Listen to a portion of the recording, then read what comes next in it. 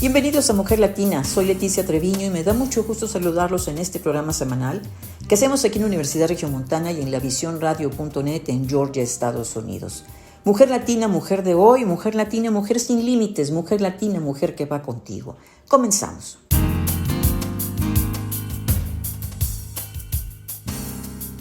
Muchas gracias por acompañarnos. Estamos en un proceso de revisión de contenido, lo más destacado del 2020, justamente para poder resaltar los temas que abordamos con ustedes a través de la entrevista con gente querida, amiga de Mujer Latina, y sobre todo también que nos sirva como plataforma para planear la agenda temática de este año 2021. Y hoy vamos a recordar uno de los temas que tuvo mucho éxito, mucho rating, como decimos acá, y que fue el tema de la adolescencia. Siempre es un tema interesante para papás y maestros. Y platicamos con la licenciada Ana Patricia Díaz Correal. Ella es psicóloga con especialidad en docencia en educación superior, coach de la Universidad Regiomontana y con bastante experiencia en tratar con jóvenes estudiantes adolescentes. Vamos a escuchar esta entrevista interesante. Es una parte, naturalmente, que yo espero la recuerden y la disfruten.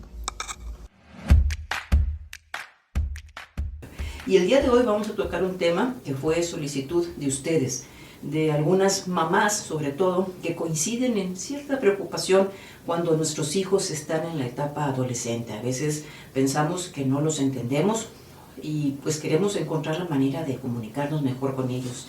Y para eso me encuentro gratamente acompañada de una compañera aquí de la universidad, la licenciada Ana Patricia Díaz Corral. Bienvenida, Ana, gracias por acompañarnos. No, al contrario, doctora, gracias por la invitación, es un honor estar aquí. No, me da mucho gusto. Les platico que batallamos en ponernos de acuerdo en cuanto a fechas, porque Ana es muy solicitada aquí en la universidad precisamente por su sensibilidad y experiencia en el tema. Ana es psicóloga, y también tiene una maestría en docencia en educación superior, y definitivamente, en su preparación académica, lo que le ayuda bastante a ella es que tiene 32 años de experiencia en trabajar con alumnos en situaciones a lo mejor difíciles, que impactan en su desarrollo emocional, académico, de vida. Así es, Leti, ha sido muy interesante estos 32 años con cambios muy significativos a lo largo de todo un proceso educativo en las diferentes edades y etapas del desarrollo, y pues evolutivo a nivel mundial, evolutivo a nivel personal y sobre todo evolutivo laboralmente, tanto en la parte terapéutica como en la parte de las consejerías a nivel de instituciones educativas. De hecho, actualmente Ana es coordinadora del área de consejería educativa y programas propedéuticos y de readmisión académica en la Universidad Regiomontana. La consejería educativa no solamente tiene que ver con tutoreo académico, sino con un acompañamiento al estudiante en situaciones personales. Así es. Esa es principalmente. Es la principal. Es la clave principal y con la que más estamos trabajando actualmente. Sí tenemos bien claro que las situaciones emocionales por las que enfrentan nuestros jóvenes el día de hoy reinciden y le pegan significativamente a las situaciones académicas. Entonces, lo primero que tenemos que trabajar es en el acompañamiento emocional de nuestros jóvenes. Y sobre todo generar un lazo de comunicación, una buena química para poder formar verdaderas redes de apoyos con ellos y posteriormente con los padres que nos permiten y no es estar. Fácil. No, y menos hoy en día, Leti. Si yo les comento, hace 32 años que empecé con esto, nosotros sumábamos papás a la responsabilidad que conlleva el trabajo con los hijos. Y hoy en día, desafortunadamente, el mundo de actividades de los papás, las situaciones emocionales que también los adultos están enfrentando, pues no permiten el fácil acceso al acompañamiento con el adolescente. No es fácil, es un reto muy, muy fuerte, pero pues que trabajamos con ello en el día a día. Vamos a empezar, a mí me gusta siempre empezar por cuestiones que pueden ser a lo mejor muy elementales, pero ¿qué se entiende por un adolescente y en qué momento de la vida, a los cuántos años se presenta la adolescencia? Fíjate, Leti, esto es sumamente importante. A lo largo de toda la vida hemos visto, y en estudios recientes todavía sigue presentándose una situación muy común. Tenemos 3 etapas significativas para diferenciar nosotros en la etapa de la adolescencia, y esta va de los 12 a los 14 años, donde identificamos la primera parte. De los 14 a los 16 años vemos la etapa media de la adolescencia, y de los 16, 18 a los 20 estamos teniendo la siguiente etapa. Más adelante veremos cómo esto ha ido cambiando y se ha ido modificando, ¿sí? Ahora, ¿por qué se dice que la adolescencia se ha extendido? Incluso hay gente que habla hasta los 30 o 35 años. De los 24 a los 30, 35. Asusta. Exactamente, y vamos a ver a qué está asociado. Pero bueno, retomando, fíjate. El punto importante es, hemos trabajado a lo largo de muchos años con estas etapas, en donde, bueno, tendríamos que ver que para hablar del adolescente, pues generalmente recurrimos a tópicos muy comunes y muy usados, como son el poder tener 2 polos que nos dividen y que en un momento determinado son opuestos para identificar a los adolescentes. Durante mucho tiempo, pues en el común denominador hemos visto que a nuestros jóvenes nos los etiquetan con aquellas situaciones de, pues, son irrespetuosos, son indisciplinados, no tienen algún incentivo para asistir a la escuela, les faltan ciertos valores, pero al mismo tiempo vemos la parte contraria, Leti, ¿sí? Vemos a jóvenes y les reconocemos, que son compañeros, que saben ser compañeros, que saben ser creativos, que saben ser solidarios entre ellos, ¿sí? Entonces son situaciones que han enmarcado los procesos de la adolescencia y donde los estereotipamos para estar viendo o estudiando. Es un proceso de maduración físico, claro, emocional. Incluyen los 3 factores, incluye el biológico, incluye el físico y por supuesto que incluye el emocional. La palabra misma te dice adolescente. Así es, durante mucho tiempo lo hemos visto, y como definición pues vendría siendo carecen de, y de qué carencia hay ahí, pues justamente de un proceso de maduración, ¿no? En donde dejan una etapa que es la niñez, exactamente, para meterse a todo un proceso de cambios que ya hablamos, enfrentarse a ellos. Pero no son ni adultos si todavía están en ese proceso de formación y están dejando en un proceso la infancia. Fíjate, incluso les hacemos tomar decisiones que a lo mejor ellos no están preparados. Yo pienso en la decisión de qué carrera profesional estudiar. Y pues es una decisión de vida. Así es. Que las tienen que tomar en etapas muy tempranas, muy tempranas. Definitivamente, y en donde los procesos de las elaboraciones de juicios todavía les cuesta trabajo, y en donde tenemos que tener acompañamientos por parte del adulto para ir justamente nosotros en ese momento orientando a nuestro joven a la mejor toma de decisión. Ojo, a la mejor toma de decisión orientados, más no que nosotros como papás tomemos o asumamos el rol de la decisión profesional de vida de un hijo, que eso es diferente. Sí, fíjate que creo que has dicho una palabra clave. Nuestra función como papás y tutores de enseñanza es acompañar. Así es. Y a veces los papás asumimos una función de sobreprotección porque advertimos precisamente esta carencia de juicios, esta carencia de capacidad para la toma de decisiones, y entonces pues los estamos ayudando. O sea, es un acompañamiento a lo mejor no sano. Pues lo has dicho bien, no sano. ¿Por qué? Porque nuestra parte tiene que ser formativa, y dentro de la parte formativa y de ese tutoreo, Leti, nosotros tenemos que llevar a nuestro adolescente a la elaboración de esos juicios, en donde a través de cuestionamientos y de acompañamientos, y donde su proceso de madurez, nosotros los adultos todavía no lo identificamos, pero ellos no, ¿sí? Entonces ahí es donde nosotros tenemos que entrar como guía, como orientador de un proceso en donde ves que la toma de decisión todavía no la tiene clara. Bueno, brindarle opciones, más nunca decidir por él, ¿sí? Permitirle ver un panorama de alternativas que él pueda tener, verlo desde todos los puntos de vista posibles, que el adulto tenga ese abanico de oportunidades más fácilmente para llevarlo a la explicación de qué es, y permitirle que él también exprese puntos importantes, qué es lo que desea, dónde se siente bien, qué es lo que quiere, cuáles son sus expectativas, dónde se ubica. Y entonces ahí fungimos como verdaderos acompañantes de un proceso de desarrollo, de madurez en nuestros hijos. Sí, lo que pasa es que a veces como papás la preocupación nos consume. Claro.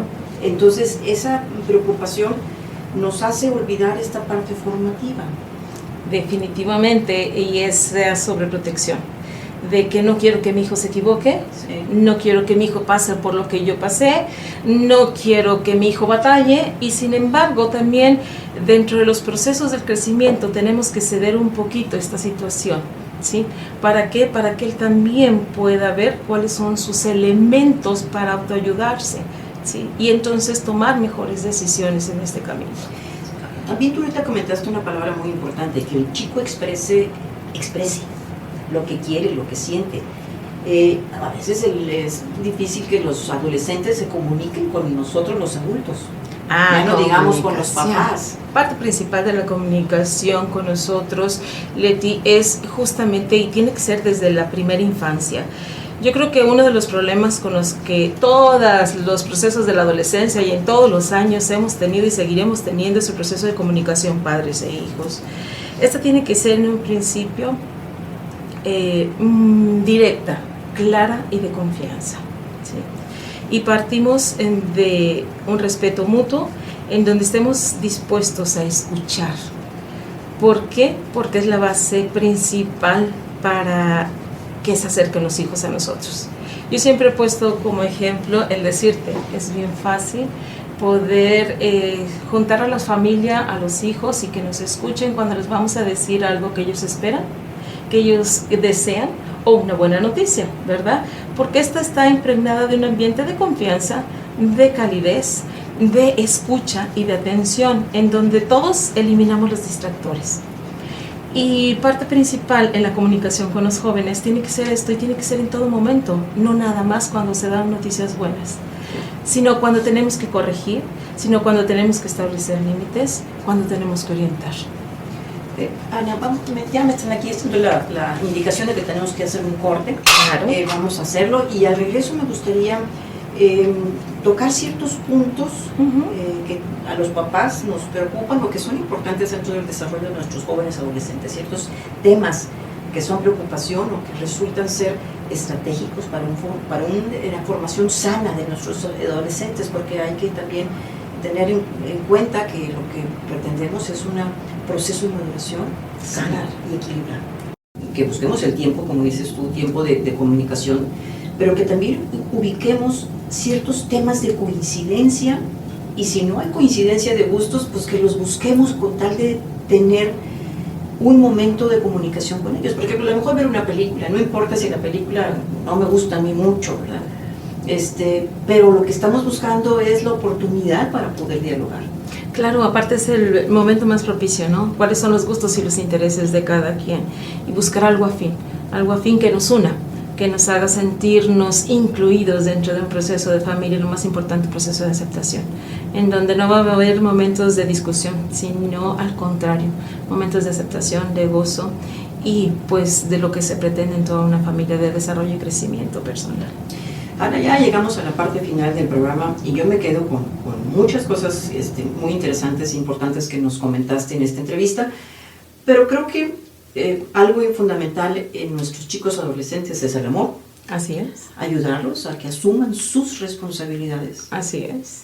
Nosotros, nuestra función es acompañar Toda en ese la vida. proceso formativo, no es vivir la vida por ellos, sino que permitirles que ellos aprendan de sus decisiones y que de sus errores, darles la información necesaria para que puedan tomar las decisiones. Estar atentos, como papás, estar atentos a estos focos rojos que tú nos señalaste ahorita, por ejemplo, cambios en los estados de ánimo, cambios en la alimentación, si los vemos aislados, con poco interés de interaccionar con la familia, con los hermanos, atentos a los amigos, o sea, estar atentos a situaciones, no se diga la escuela si están fallando o no en calificaciones, y no tanto porque nos importe la calificación en sí, sino porque es un indicador de que hay Así alguna es. situación. Así es. Y lo importante es ayudar a que nuestros jovencitos se formen un autoconcepto positivo. Yo creo que eso es lo más importante y la casa es el principal promotor de desarrollo de este proceso. Si me permites, Leti, me gustaría compartirte algo que me encantó, que es, y lo retomo, es de Ángela Marulanda, colombiana, y dice: tenemos el poder de promover en nuestros hijos la calidad humana que les permita desarrollarse como adultos bondadosos y correctos, capaces de hacer importantes aportes. Tratar a un hijo de manera que aprecie sus atributos es legado invaluable, y ayudarlo a valorar sus cualidades es lo mejor que podemos ofrecerle. Ese es nuestro trabajo como padres y lo comparto. Pues muchísimas gracias. Ya te comprometí públicamente a que nos acompañes en otra ocasión. Hay muchos temas que creo, estoy segura que a nuestros radioescuchas tienen mucha necesidad de contar con información pertinente y la voz de una profesional que todos los días platica con jóvenes y que se entera de cosas que a veces los papás no sabemos. Exactamente. Pues muchas gracias. Al contrario, gracias a ustedes. Nos vemos. Gracias por acompañarnos. Estamos recordando los mejores temas de Mujer Latina durante el 2020. Hacemos una pausa y continuamos.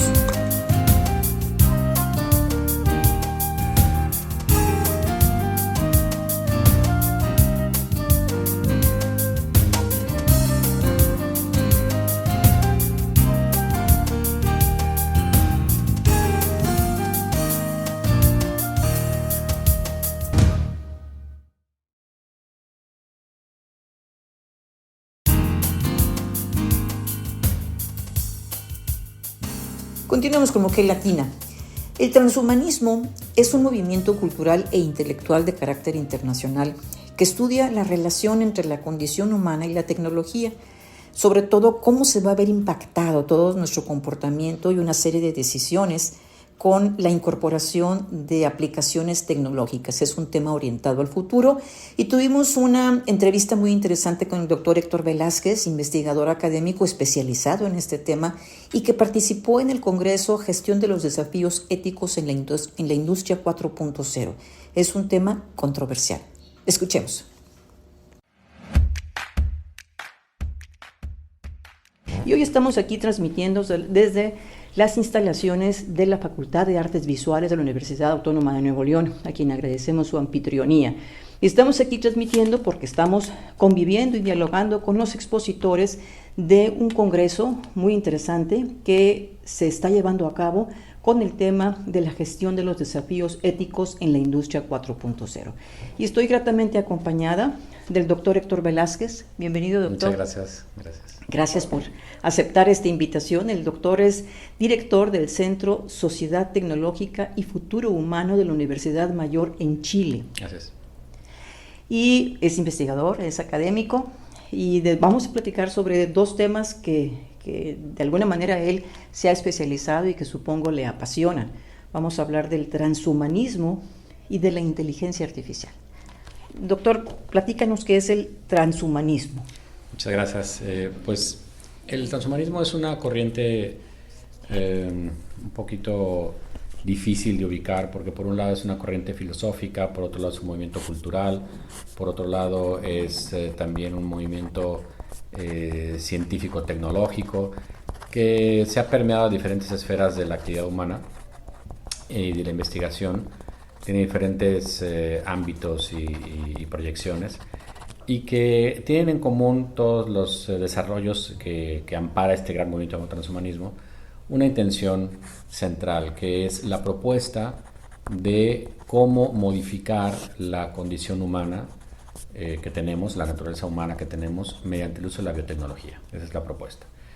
Bajo la idea de que las limitantes, las limitaciones físicas, mentales, incluso, pues en cierto sentido, las limitaciones de corte conductual, ético, ¿no?, se pueden modificar mediante biotecnología y que no tendríamos por qué estar nosotros como seres humanos en este momento de la humanidad, no tenemos por qué resignarnos a seguir padeciendo una serie de enfermedades, de dolencias, de limitantes, si mediante la biotecnología podemos acelerar la evolución, intervenir y de alguna manera quitar todo lo que nos estorba como naturaleza humana, por un lado, y por otro lado explorar nuevos desarrollos o nuevas capacidades para potenciar capacidades que hoy en día son limitadas, vemos hasta una cierta distancia, oímos hasta un cierto rango, también nos cansamos, envejecemos, enfermamos. Bueno, pues todo eso la idea es modificarlo para ser el ser humano, mediante los recursos que nos da ahora la biotecnología, actuales y sobre todo futuros, para hacer el ser humano que soñamos ser. O sea, que diseñemos el ser humano que queremos ser. No tanto resignarnos a ser el ser humano que nos tocó ser en la lotería genética de la evolución, sino tomar la evolución a nuestra rienda y diseñar qué ser humano queremos ser. Ese es el gran movimiento que se llama transhumanismo. ¿Cuándo surge este movimiento? Esta propuesta, vamos a ver, el ser humano siempre ha cambiado y siempre se ha intentado modificar. La educación es un intento de modificación, la instrucción técnica es un intento de modificación, es decir, modificamos lo que sabemos y modificamos las habilidades y etcétera. Pero ya la primera vez que surge este término es en los años 50. El primer director de la UNESCO, Julian Huxley, sugirió en la posguerra que ya había llegado el momento de que el ser humano transitara una nueva etapa, ¿no? A una etapa donde dejara, claro, es posguerra, entonces había habido unos cataclismos producidos por la ambición humana en la Segunda Guerra Mundial, que lo menos que queríamos era que la humanidad siguiera como siempre, porque si hubiera seguido así, como decía Einstein, decía, yo no sé con qué se va a pelear la Tercera Guerra Mundial, pero sé que la cuarta será a piedras y palos. Porque claro, lo que iba a venir después de un cataclismo como la bomba atómica, etcétera, pues sería mucho peor. Entonces, la reflexión de los años 50 fue, ya demos un paso adelante, o sea, dejemos de ser esta humanidad que va desarrollando la capacidad de destruirse, de autodestruirse, etcétera. Entonces, él propuso, John Huxley propuso la idea de que el ser humano estaba en una etapa de transitar a una especie de estatus que fuera más allá de su condición actual, transhumana, ¿no? Fue el primero que mencionó este término, pero digamos, el sentido fuerte, que es el que hoy en el mundo se reconoce por este movimiento, sobre todo viene detonado por un centro que se originó en la Universidad de Oxford acerca de estudios sobre el futuro y sobre la tecnología futura, y que está liderada por un filósofo de la tecnología, Nick Bostrom. Nick Bostrom lideró también un grupo de investigadores que han redactado una especie de manifiesto transhumanista, que la idea, palabras más, palabras menos, es la siguiente. Estamos en una situación en la que tenemos la obligación moral con la sociedad actual y futura de explorar nuevas vías para modificar la naturaleza humana mediante la biotecnología. Esa es como la idea. Segunda idea, como se hace un momento yo, para eliminar las limitantes biológicas, cognitivas y éticas que hemos vivido hasta ahora mediante los recursos del diseño de qué sociedad queremos ser. Entonces, son dos componentes importantes. Uno es aprovechar las nuevas tecnologías que se llaman tecnologías emergentes, explicaré brevemente qué son, y por otro lado, tomar sobre nuestra rienda el diseño del ser humano que queremos ser. Y eso tiene muchas complicaciones, muchísimas, ¿no? Porque una de ellas es que para diseñar el ser humano que queremos ser, obviamente hay que hacer experimentación en seres humanos. Y eso tiene complicaciones en ética de investigación clínica, tiene complicaciones en bioética en general. Entonces el transhumanismo dice, a ver, si seguimos con estos atavismos, con estas cadenas bioéticas o éticas de decir qué no se puede, qué sí se puede, jamás vamos a avanzar en investigación de cómo modificar la naturaleza humana. Porque esto no es más que una especie de cadenas a la investigación. Entonces necesitamos que se libere todo criterio que restrinja la investigación clínica, de todo corte hacia seres humanos. Una vez que se elimine todo eso, nos daremos cuenta que lo impedíamos en realidad por un acto de egoísmo, dice Bostrom, porque por un acto de egoísmo de proteger a la humanidad actual, estamos negando a la humanidad futura de los posibles desarrollos biotecnológicos que le permitan no cansarse, no envejecer, incluso no morir, o ver 100 veces más de lo que ve, o escuchar mejor, o tener 4 veces más su fuerza, etcétera, ¿no? Explorar una serie de beneficios que plantean ellos que pudiera buscar el ser humano. Entonces tiene esa complicación, ¿no? Y además lo propone en términos de urgencia, ¿no? En términos de de que estamos perdiendo el tiempo, no explorando lo que podríamos abordar en una línea como esta, ¿no? Doctor, me parece muy interesante todo lo que señalas.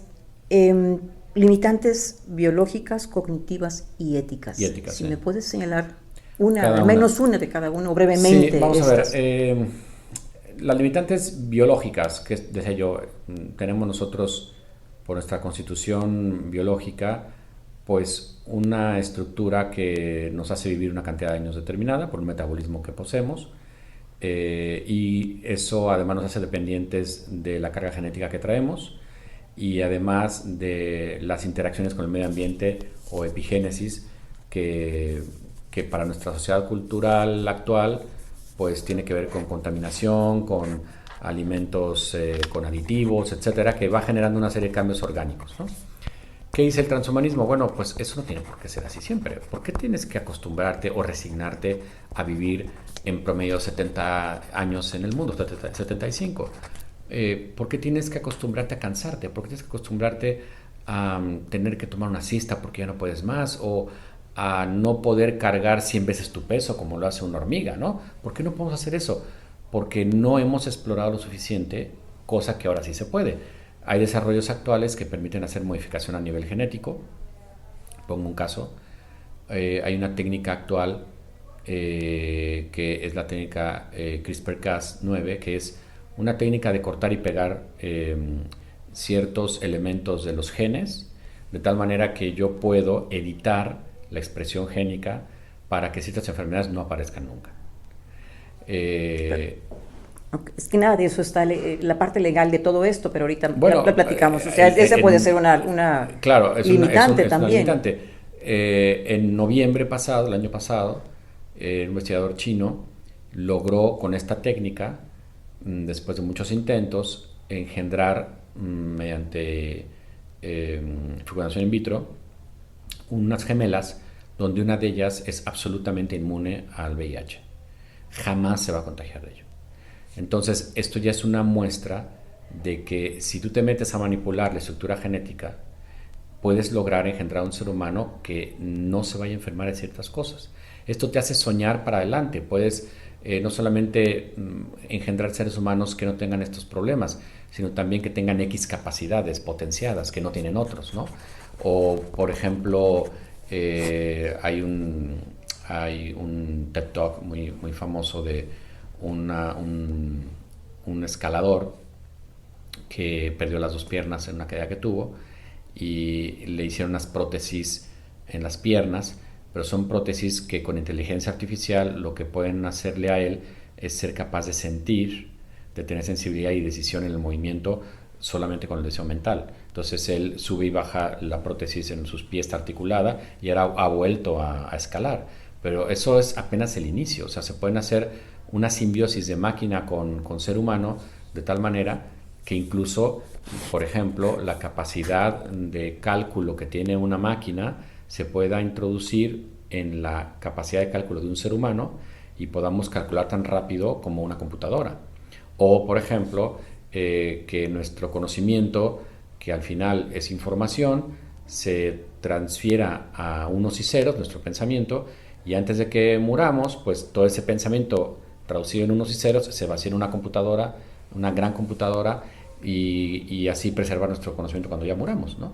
Y poder platicar con nosotros cuando ya no existamos. O sea, todos estos tipos de desarrollos que es como ciencia ficción, mucho de ello, va teniendo ya avances significativos. Todo es visión a futuro con tecnología. Es biotecnología como el eje, ¿no? Como biotecnología. Gracias por acompañarnos. Estamos recordando los mejores temas de Mujer Latina durante el 2020. Hacemos una pausa y continuamos.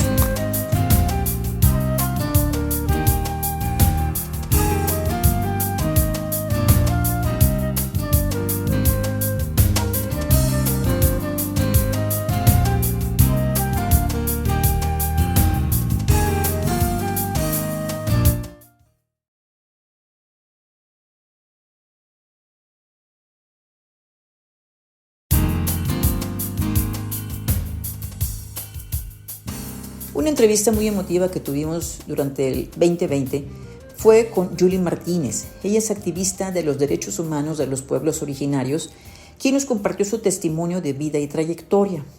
Julie, además, también en otro programa nos compartió lo que estaban haciendo a través de las organizaciones que ella dirige para poder ayudar a la gente que se vio afectada por el COVID. Pero en esta parte de la entrevista vamos a escuchar su testimonio de carrera, de vida y carrera. Bueno, y el día de hoy también, como les comenté, tenemos como invitada de lujo a una mujer a quien yo le digo que tiene una historia inspiradora, Julie Martínez. Yo voy a preferir que Julie nos platique su trayectoria. Yo solamente voy a mencionar algunos aspectos que me parecen fascinantes de ella. Ella es maestra en educación. Ella estudió la licenciatura y la licenciatura en psicología y la maestría en educación. Ella, aparte, es docente de aquí de la Universidad Regiomontana, es activista, actualmente es presidenta de Cihuacali, Casa de las Mujeres Indígenas de Nuevo León, es investigadora, participa en un programa de radio también, es consejera de un periódico muy importante aquí de México. Y Julie, como es conocida, ella es de origen indígena y es ahí donde su trayectoria resulta bastante inspiradora e interesante, porque a los 11 años tú dejaste tu casa, la comunidad de Altamira en San Luis Potosí, México, para iniciar un camino que no sabías si ibas a regresar o no ibas a regresar. Pero pues estabas dejando una comunidad, la comunidad Tenec, la comunidad huasteca, e iniciaste un camino que hoy te debe de dar muchas satisfacciones, pero me imagino que la trayectoria no fue fácil. Platícanos, ¿cómo fue el momento en que dejaste tu casa?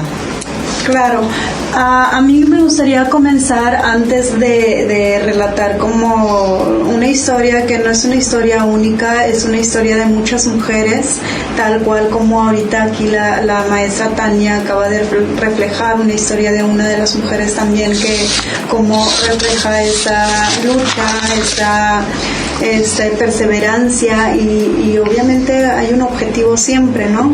Entonces, tómenlo como una historia que no es única, no es como personalizada, sino más bien refleja la historia de muchas mujeres que venimos de diferentes comunidades indígenas que están o que existen a nivel nacional. Y bueno, quédense como los retos, obstáculos y demás que se tiene que enfrentar por ser de una comunidad indígena. Y bueno, parto, como ya lo mencionabas aquí, Leticia, bueno, yo migro desde muy pequeña, que es algo también muy común en las comunidades indígenas. La gente migrante, ¿verdad? Exacto, que sale con sus familias. A veces con familias, a veces solos, ¿no? Igual como los centroamericanos, que de repente te encuentras con niños que también llegan y que con ausencia de sus padres, es un poco similar. También los niños, los jóvenes a los 8 o 9 años y empiezan a migrar.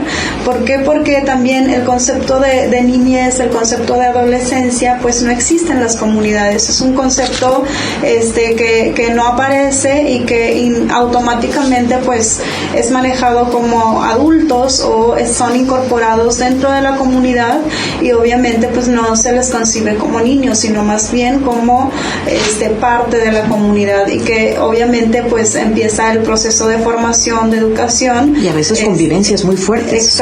Exacto. Entonces realmente es muy común que los niños salgan a muy temprana edad y en ocasiones pues solos, con amigos, con familiares a veces, pero en ocasiones también solos. ¿Tú saliste con tu papá a los 11 años? No.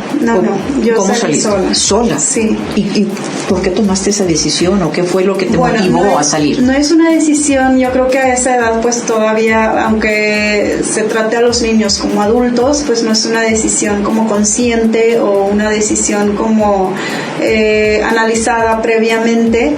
Yo salgo a partir de una maestra que acude a mi domicilio y habla con mis padres. Entonces ella no sé qué tipo de negociación llegó y posteriormente yo me voy con ella, ¿no? ¿A dónde? A su domicilio. O sea, cercano relativamente de tu comunidad. Ella trabajaba en la secundaria cercana que está en mi pueblo, entonces ella rentaba en otro pueblo, pero su domicilio era en otra ciudad. Uh-huh. Entonces acudo con ella y en el periodo vacacional ya me iba hasta su domicilio.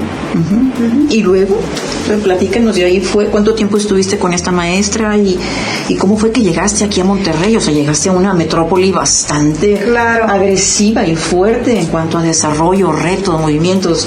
Claro, es una historia súper larga, yo creo que no nos alcanza el tiempo, pero a ver, platícanos lo que tú consideres más relevante. Fue muy breve, más bien no breve, sino más bien fueron los próximos 3 años de mi vida haciendo la secundaria y al mismo tiempo trabajando. Terminó la secundaria, migro a Nuevo León y nuevamente otra vez llego con una familia. Ahí pasé los próximos 11, 12 años. Trabajando de empleada doméstica. Trabajadora del hogar es el término correcto. Los próximos 11, 12 años al mismo tiempo trabajando una carrera técnica, posteriormente la prepa y después la universidad. Termino la universidad y bueno, aquí con el doctor Doncel, que es el director del Centro de Estudios Interculturales del Noreste, me habla de una oportunidad de ser becada por CONACYT y al mismo tiempo hacer la maestría. Se lo platicas de una manera muy rapidita, sí, pero son 2 años de estudio, de dedicación, de combinación con el trabajo del hogar. Sí, ha sido muy difícil, no ha sido nada fácil. Como ya les platicaba o les comentaba, no se puede platicar en breve espacio. Fue un proceso muy largo, muy difícil, una serie de situaciones y de obstáculos que se ligan con el tema de la cultura, la lengua materna, el que encuentres en un contexto que únicamente se habla el español, que te incorpores a un sistema educativo que generalmente no está pensada para población indígena en ningún lado, en ninguna parte, es decir, no hay enfoque intercultural. Entonces es ir a contracorriente, es ir contra el sistema también. ¿Por qué? Porque no está adaptado, así como en ocasiones nos encontramos con un mundo, con un espacio no pensado para población que tienen algún tipo de discapacidad, pues también para el tema de población indígena, que son considerados como grupos de personas vulnerables.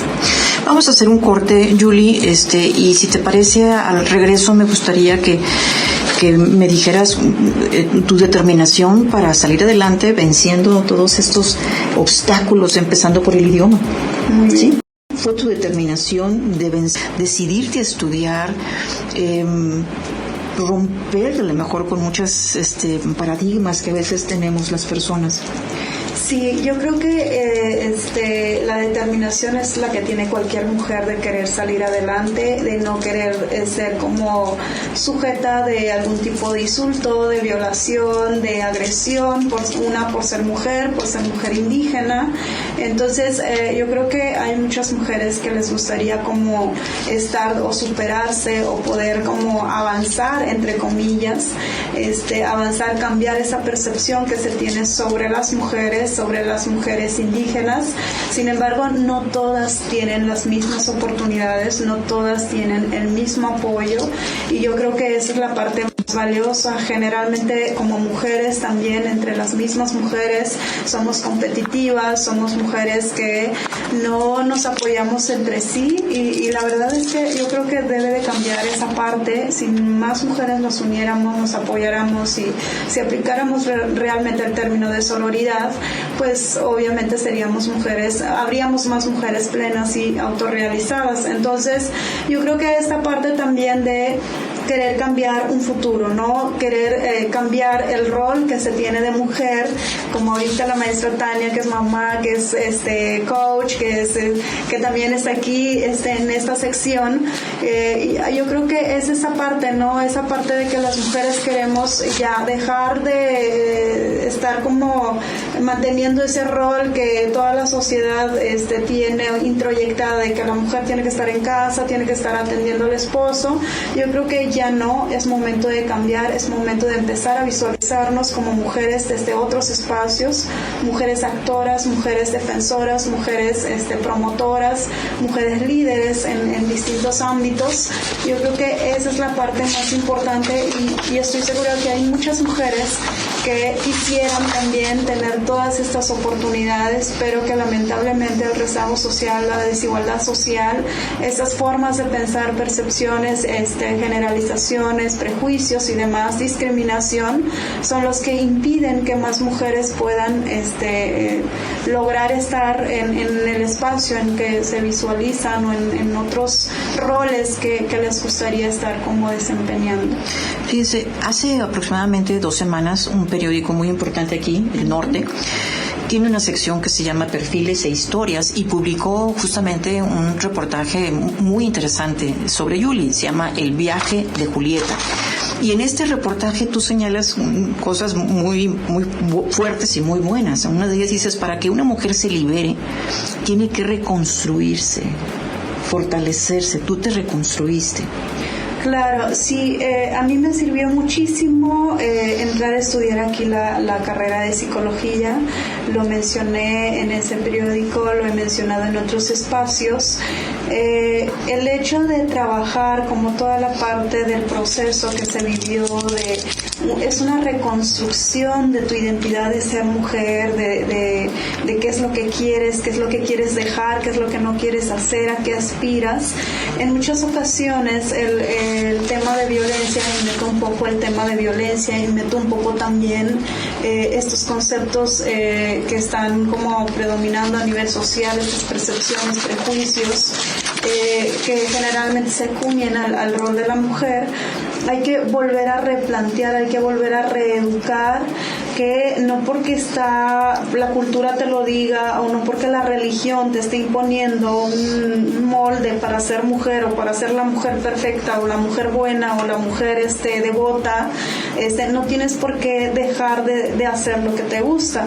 Entonces, así como en el tema de violencia, como en el tema de estar inmersa en un sistema, yo creo que debemos de replantearnos el concepto de mujer y reconstruirnos, reeducarnos en ese tema para poder seguir adelante y poder salir, poder dejar de estar viviendo como esa situación. Hablaba en ese tema específico, hablaba del tema de mujeres que han sufrido algún tipo de violencia y hablaba un poco del tema de la autoestima, como el tema de la autoestima, si tú no tienes esa parte fortalecida, difícilmente puedes pensar, visualizarte en otro espacio, en otro contexto, o una mujer que es feliz. Entonces, para ser felices tenemos que estar bien con nosotras mismas y poder lograr todo lo que nos planteemos a corto, a mediano o a largo plazo. Tú hace rato hablaste de lo importante del apoyo que necesitamos tener de otras compañeras. En tu caso, el apoyo de la maestra fue significativo, fue clave. Sí. ¿Quién más pudieras mencionar? Claro. ¿Tu familia, por ejemplo? Estuvieron muchas personas que estuvieron influyendo de alguna manera positiva, negativamente. Yo creo que en todo momento tenemos personas que influyen y depende mucho de cómo la persona lo esté tomando, cómo esté atribuyéndose esos aprendizajes en su vida. Sí hubieron muchas personas, desde la salida de mi comunidad hasta la maestra con la que estuve trabajando, luego en la ciudad, luego aquí mismo en la universidad. Estuvieron muchas personas aliadas conmigo, incluso hasta la persona de las copias, el señor Cruz y su esposa también influyeron muchísimo en mi proceso de aprendizaje, en el apoyo que me brindaron. Yo Pero creo que tu fortaleza es definitivamente es impresionante, tu determinación, tu deseo de salir adelante, porque a veces estamos rodeadas de gente significativa, pero no aprovechamos esos aprendizajes. Así es, tiene mucho que ver también esa parte. Entonces las redes, los vínculos que se construyan alrededor de ti y obviamente que te den esa retro de creer en ti, de confiar en ti, eso es lo más valioso. Y yo creo que esa es la parte como también que influyó mucho en mí. Esa es la clave, creer en la persona, alentarla, darle retro positivo, de impulso, de motivación. Yo hablaba un poco también con la señora con la que estuve trabajando, la señora Flora. De hecho, hay una maestra aquí que es su amiga, muy amiga de ella, la maestra Zaida. Comentaba un poco cómo el apoyo moral también fue un factor muy importante para continuar y no desistir.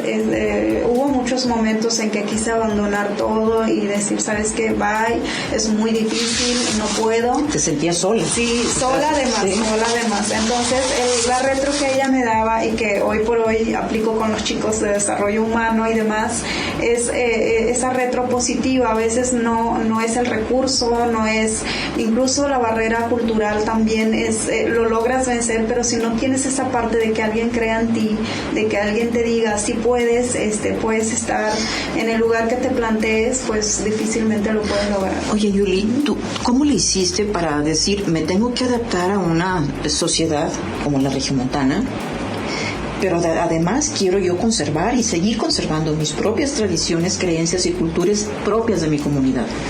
No renunciar a ellas. Claro, es un reto difícil, no muchos lo pueden lograr, es muy, muy difícil. Generalmente el modelo educativo no contempla un enfoque intercultural real, no hay ninguna institución que esté contemplando esa parte. ¿Por qué? Porque realizan los planes educativos sin que estén contemplando a una persona líder de comunidad indígena. Entonces deben de incluir más y trabajar en conjunto esta parte. Hay un estudio que señala que aquellos que se desean como avanzar en sus niveles educativos, es decir, llegar hasta nivel universitario o maestría o doctorado, renuncian totalmente a sus raíces. Ese es el resultado de un estudio. ¿Sí? Hay muchos jóvenes que para poder progresar tienen que renunciarlo de su origen. Entonces, vamos por ese proceso. Yo perdí el 70% de mi lengua materna. En escritura, en hablada yo creo que el 80%, cuando yo llegué aquí hablando el 100%. ¿Por qué? Porque tú dejas de hablarlo aquí, no hay y una no hay retro, con quien puedas no tú hay conversar, claro. Entonces sí es como un proceso difícil y para allá vamos, a la extinción de las lenguas indígenas y de la misma cultura, si no se contempla un enfoque intercultural real dentro de los planes educativos. O al menos actividades que el gobierno promueva, claro, para efecto de poder hacer una integración de las diferentes comunidades culturales que se conviven en todos los países. Así es, una inclusión. Buscamos la inclusión para poder seguir permaneciendo, manteniendo vivas toda esta cultura. Pues Yuli, vamos a hacer un corte. Creo que Mujer Latina, Mujer de Hoy, Mujer Sin Límites, se aplica muy bien a este programa y a esta entrevista. Al regresar me gustaría que me platicaras de Casas Iguacali. ¿Cómo fue que llegaste a ser la presidenta de Casas Iguacali, a ser activista, y qué es lo que hacen a través de Casas Iguacali? Hacemos un corte. Gracias por acompañarnos. Estamos recordando los mejores temas de Mujer Latina durante el 2020. Hacemos una pausa y continuamos.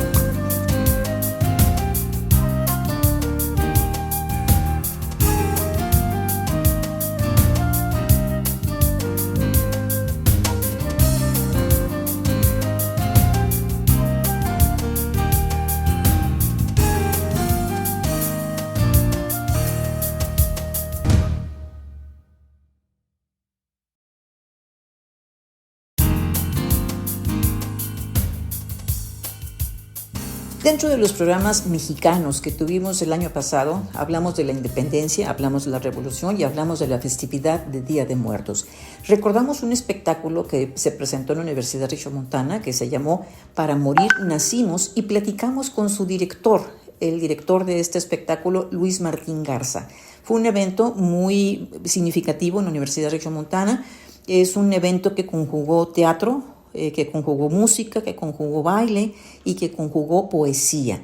Luis Martín nos habla cómo es que hizo esta mezcla tan interesante en un espectáculo tan lleno de color y música.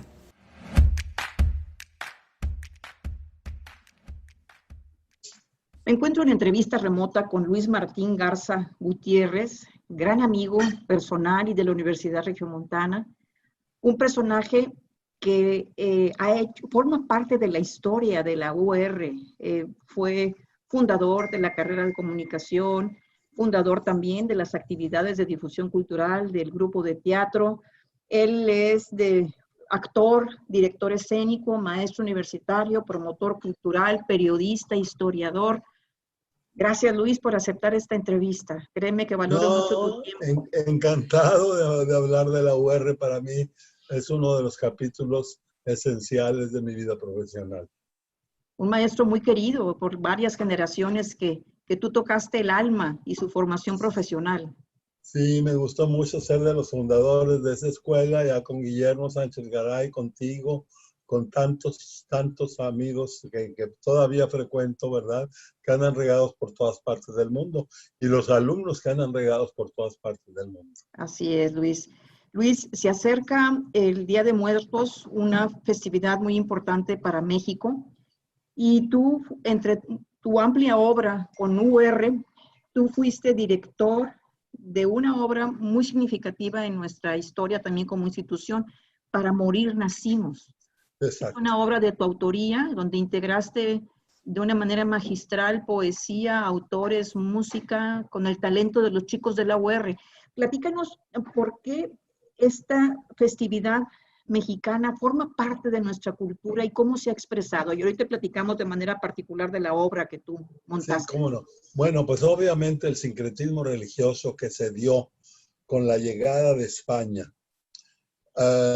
Nuestros ancestros pues creían en el sol y en la luna, creían más en el universo, más en algo fuera de este mundo, no en algo que ocurrió en este mundo como la religión católica, porque la religión católica se basa en la Biblia.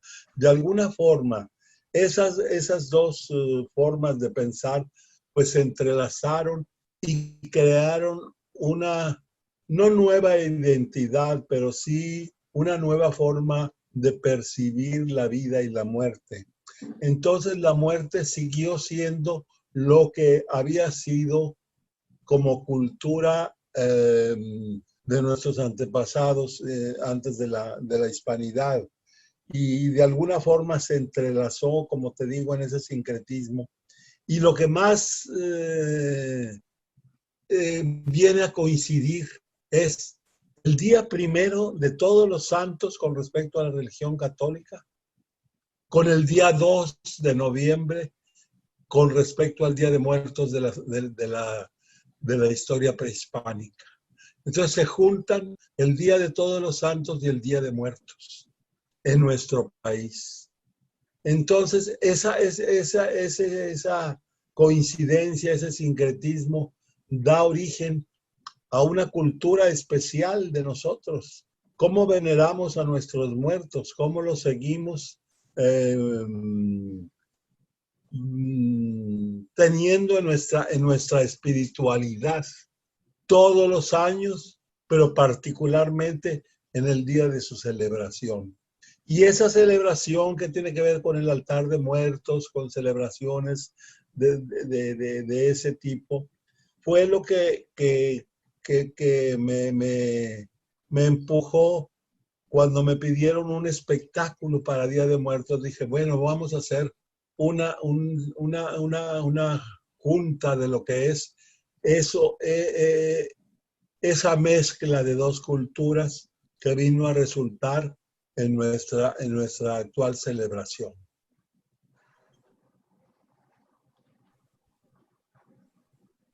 Luis, ¿cómo fue que integraste, cómo fue la selección de los autores mexicanos que tú estás considerando en este espectáculo? Estás hablando de Sor Juana, de Jaime Sabines, Javier Villaurrutia. De Celestino Gorostiza también, sí, creo. Sí. De Javier Villaurrutia, desde luego. De alguna manera me incliné por cosas donde hablan de la vida y de la muerte, básicamente. Pero no solo ellos, también la poesía náhuatl y Nezahualcóyotl. que también siempre los motivaba el que había más allá de esta existencia. Casi todas las temáticas de la poesía náhuatl, de la poesía prehispánica, tiene que ver con ese misterio, Leti. Entonces, por eso iniciamos desde entonces, con el sincretismo del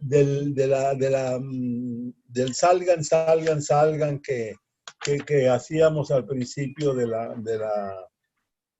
las ánimas de pena, de alguna manera, que es una herencia de España con la fusión de nuestras creencias, de los poemas que cuestionan qué hay más allá de la vida. Lo que siempre se ha preguntado, no solo nosotros cuando fuimos descubiertos, sino toda va a haber necesidad es parte de nuestro va a haber folclore. necesidad de editar ahí, ¿verdad? Pero bueno, es parte justamente de nuestro folclore. Entonces, de alguna manera, de alguna manera, esa fusión, por eso parto de lo que nos trajo España y de lo que teníamos de ese misterio de la muerte. Y a partir de ahí, pues pensé en Sor Juana, que es el máximo ejemplo de la sociedad que se había ya integrado, que se había integrado una con otra, ¿verdad? Sor Juana es la primer intelectual, la primer poeta, la gente que nos está dando no solo la poesía religiosa, no solo la creencia religiosa, sino también lo pagano, lo que existía ya en el pueblo, que también se dio en el teatro a través de las apariciones de San Miguel, de la evangelización que se dio aparte de los autos sacramentales y de las pastorelas, que de una forma especial pasaron de ser españolas a ser mexicanas y a ser un poco paganas. ¿Por qué? Porque servía para criticar al poderoso. Entonces, bueno, las pastorelas no tenían que ver en esto, no lo integra, eso sería otro estudio para diciembre, ¿verdad? Otro gran espectáculo, la pastorela. Pero entonces dije, voy a mezclar a Sor Juana porque habla pues del engaño colorido de la vida, del amor en la vida, de la muerte. También a Quevedo porque habla precisamente de una gente que ya está muriendo. Hablo de Jaime Sabines porque está lamentándose de la muerte de su padre, de cómo el mexicano es totalmente familiar, adora a su familia y quisiera vivir eternamente con ella, ¿verdad? Entonces, así Villaurrutia también en la nostalgia del amor, en la nostalgia de la muerte de Villaurrutia, que es importante, y en Muerte sin fin de Gorostiza. Eso es en cuanto a los poemas. Luego tenía que haber también una serie, se quedó como la cámara como... Sí, como congelada, pero el audio está perfecto. El audio está perfecto, no hay problema, ¿verdad? No hay problema. Bueno, es que no se puede iniciar video, me dice aquí otra vez. Sí, pero te estoy escuchando bien, se está grabando. Bueno, seguimos bien, bueno, no hay problema, de acuerdo. Entonces, de alguna manera también había que incluir canciones básicamente de nosotros a partir de los tiempos. Por eso empezamos con Sor Juana musicalizada en una gran acción que hizo Rafael Elizondo para el programa que hizo Ofelia Medina con Sor Juana Hoy, este amoroso tormento. Y de alguna forma vienen sucediéndose, aparte de las danzas prehispánicas, en reverencia a la muerte, el sentido de las canciones como La Llorona, como La Bruja, como la sandunga, que la sandunga es la muerte en Oaxaca. Entonces, todas ellas van siguiendo el paso de México hasta nuestros contemporáneos. Por eso entra Juan Gabriel, por eso entran autores contemporáneos que siguen hablando de la muerte o del dolor que les deja la partida de un ser querido. Querido. Sí. Sin duda fue un espectáculo de los mejores que hemos tenido en la historia de difusión cultural. Y qué bueno que tú lo realizaste, porque tú eres un ícono en la cultura de Nuevo León y la cultura de nuestra universidad.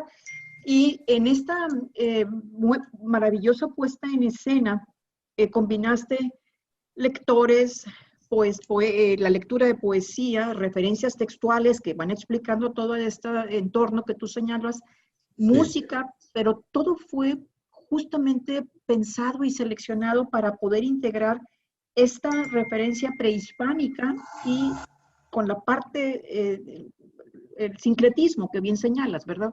Sí, claro. Exactamente, es que esa es nuestra formación. De alguna manera se dice ahora, tenemos que tener buenas, buenas relaciones con nuestros conquistadores, definitivamente. Dejar lo que nos dieron,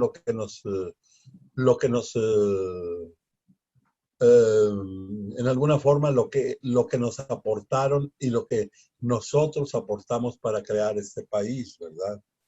Eso era lo importante, porque si seguimos creyendo en los altares de muertos, en la creencia de una vida después de la muerte, pues bueno, estamos en la misma frecuencia, tanto la gente que nos descubrió como nuestros antepasados. Claro, claro. Y yo recuerdo que en esta obra también incluiste algunas partes de chistes o refranes o expresiones. También los refranes, bueno, que es que los refranes definitivamente forman parte de nuestra de nuestra expresión cultural diaria, nos reímos de la muerte, y aparte son muy reales, ¿verdad? Porque el pueblo, aunque sea iletrado, la vida le va encargando una serie de situaciones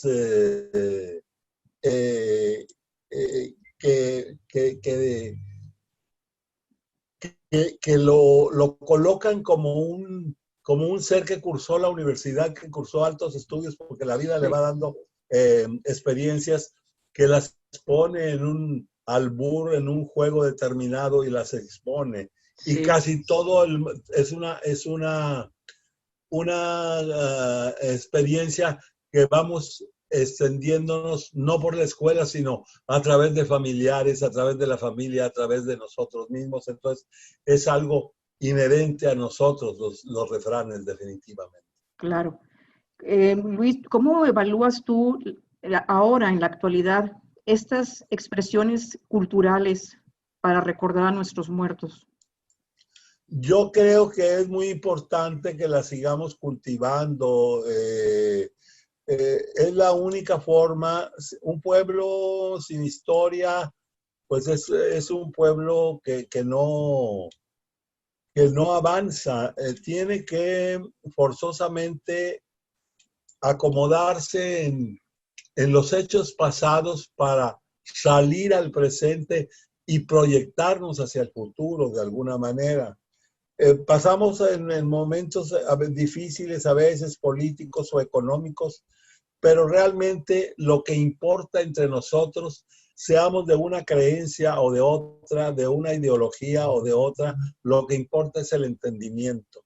Y yo creo que revivir nuestras raíces, revivir nuestra historia, conservar nuestra historia, recordar de dónde venimos, no es globalizarnos, es globalizarnos en el sentido importante que es la relación económica y social con todos los pueblos, pero también tener nuestra fuerza del pasado para asumirnos como mexicanos. Ciertamente. Luis, en este programa vamos a recordar, vamos a compartir con nuestro público algunos momentos muy significativos de esta puesta en escena y desde luego vamos a poner la obra completa en las páginas de la universidad. Yo te agradezco muchísimo que me hayas concedido estos minutos para la entrevista, sobre todo para poder contextualizar esta puesta en escena tan maravillosa, esta producción que hiciste junto con la Universidad Regiomontana y que nos va a permitir disfrutar más nuevamente de esta obra, Para Morir Nacimos, que se presentó en el 2011 aquí en la Universidad Regiomontana. Muchísimas gracias, Luis. Oye, y que yo creo que pueden repetir ahora en esta ocasión ya completa en el YouTube, por supuesto. Porque está en secciones, ¿verdad? Sí, por supuesto que vale la pena recordarla porque fue una magnífica puesta en escena que sigue todavía en nuestros corazones y vigente, sobre todo por lo que está expresando. Muchísimas gracias, Luis. Encantado. Muchas gracias a ti, Leticia. Cuídate, por favor. Claro. Hemos llegado al final del programa y, como siempre, lo hacemos con música de difusión cultural de nuestros alumnos. Todavía esta presentación que vamos a escuchar fue una combinación, una mezcla que la gente de comunicación hizo de los alumnos estando cada uno en su casa. Yo espero que lo disfruten, los espero la próxima semana. Gracias. Muchísimas gracias por compartir este directo con nosotros. De antemano, sus amigos de la banda Jaguar, esperamos que se encuentren disfrutándolo tanto como nosotros. Esperamos verlo muy pronto para poder disfrutar de toda esta música nuevamente en vivo. Y bueno, qué más que a seguir disfrutando con la música que traemos para ustedes. Continuamos con esto.